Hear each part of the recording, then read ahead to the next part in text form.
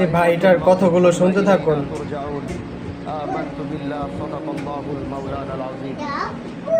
মানুষ তো এরকম রূপ ধারণ করেছে, জানাজার নামাজ যদি মনে করেন 10টায় দেওয়া হয়, আর সেখান থেকে যদি 5 মিনিট অতিক্রম হয় পেছন থেকে বারবার আওয়াজ আসে, আরে ভাই জানাজাটা কেন দেরি করতেছে, তাড়াতাড়ি পড়ান না। আমি তাদের উদ্দেশ্যে বলতে চাই, আপনার চারপাশে যারা এই বাক্যটি উচ্চারণ করে তাদের চেহারাগুলো একটু দেখে চিনে রাখুন। আল্লাহর কসম, যেদিন আপনি এখানে, আজকে হোক আর কালকে হোক, 6 মাস পর হোক আর 6 বছর পর হোক, এই একই জায়গায় আপনি এইভাবেই শুয়ে থাকবেন, না আপনার কথা বলার শক্তি থাকবে, না আপনার দাঁড়ানোর শক্তি থাকবে, না আপনার বলার শক্তি থাকবে।